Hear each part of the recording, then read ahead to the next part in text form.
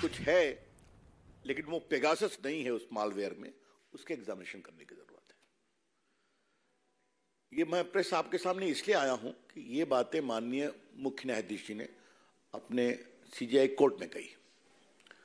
उन्होंने कहा कि इस पूरी रिपोर्ट को हम भी नहीं जारी करेंगे क्योंकि कई मामला राष्ट्रीय सुरक्षा से संबंधित है, लेकिन इसका एक एब्रिज्ड वर्जन हम जनता के सामने इसको प्रस्तुत करने का आदेश देंगे। The crucial point to note is that the high-profile technical committee consisting of eminent people of technology,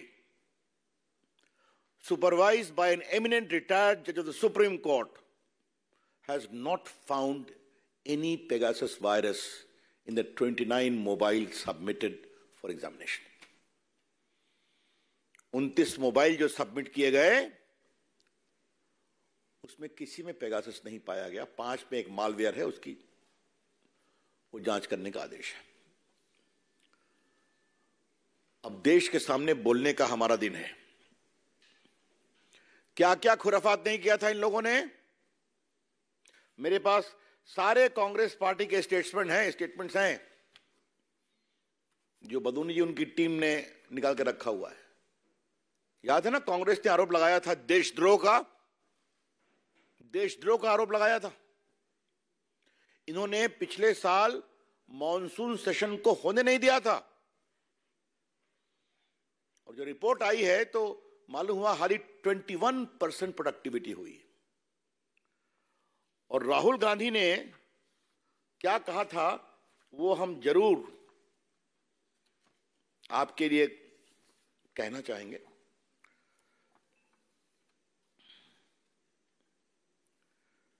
ये राहुल गांधी के पेगासस की हम टिप्पणी पढ़ रहे हैं आपके लिए।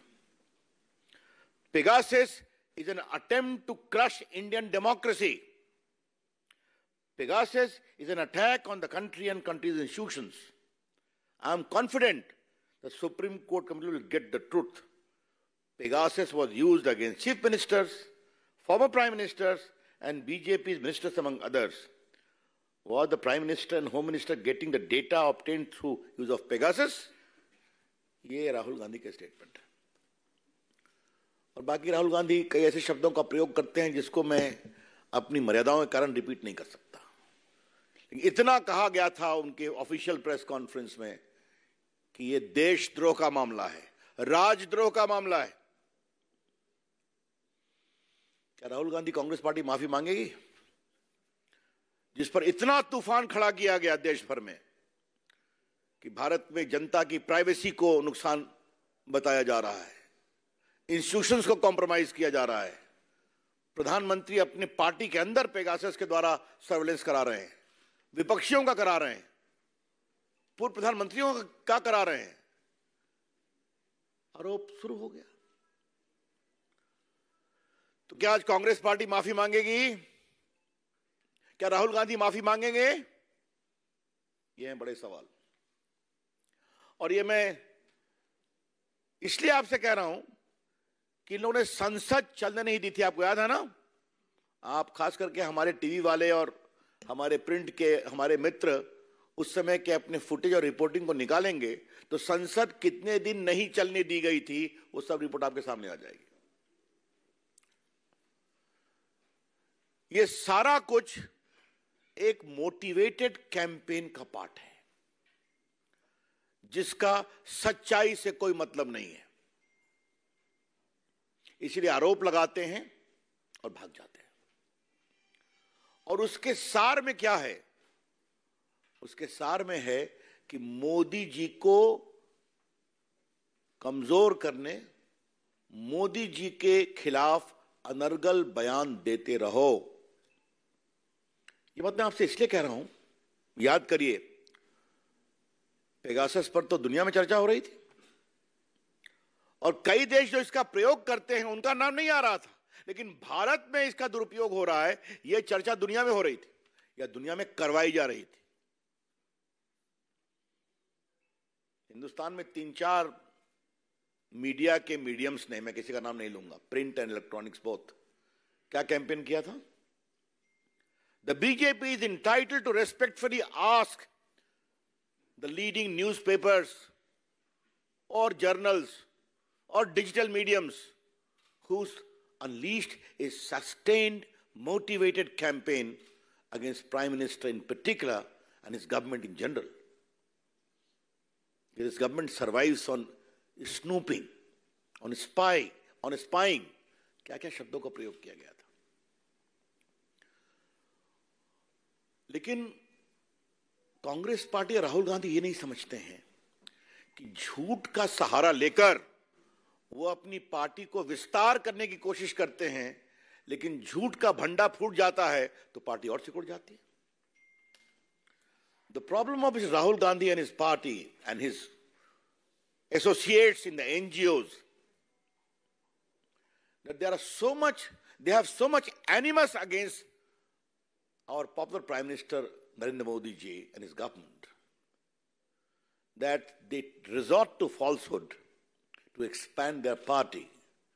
And the moment the falsehood explodes, the party shrinks further. Rahul Gandhi, Congress party, Sonia ji, दो चीज का आप ध्यान रखें, बड़ी विनम्रता से कह रहा हूं. लोकतंत्र लोकलाज से चलता है.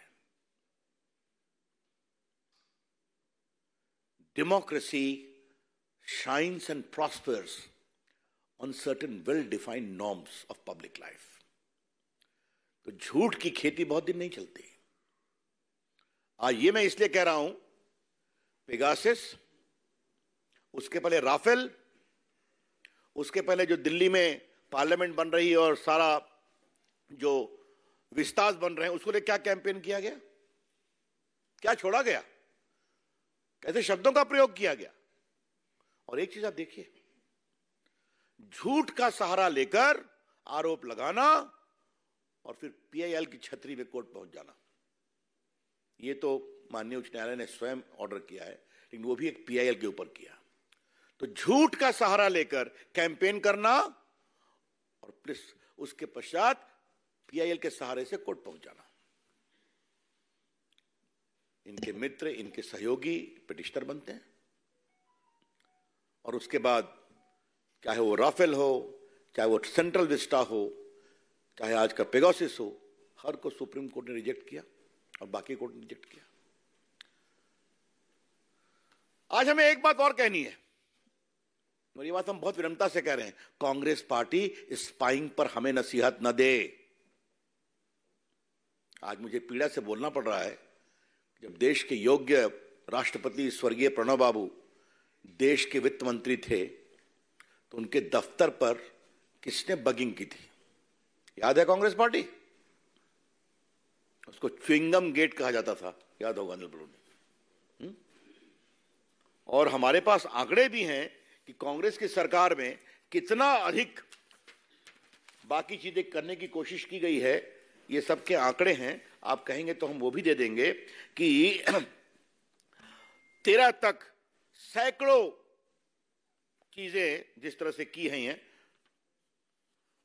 मैं पढ़ रहा हूं, N RTI reply from 2013 revealed that around 9,000 phones and 500 email accounts were watched every month by UPA government at the time.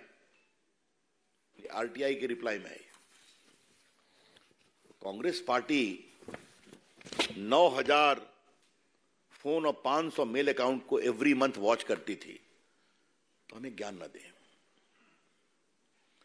और एक बात हमें कांग्रेस पार्टी को और कहना है, लोकतंत्र है, मैदान में आ जाइए, जनता ईमानदारी से वोट देती है, लेकिन प्रायोजित कैंपेन, झूठा कैंपेन, प्रायोजित पीआईएल और हर का डिसमिसल, इससे आपकी पार्टी नहीं बढ़ने वाली है. क्योंकि नरेंद्र मोदी की सरकार ईमानदारी से काम करती है. गरीबों की चिंता, किसानों की चिंता, देश की चिंता और देश की सुरक्षा की चिंता. आज बीजेपी की ओर से हम बहुत विनम्रता से ये कहना चाहेंगे,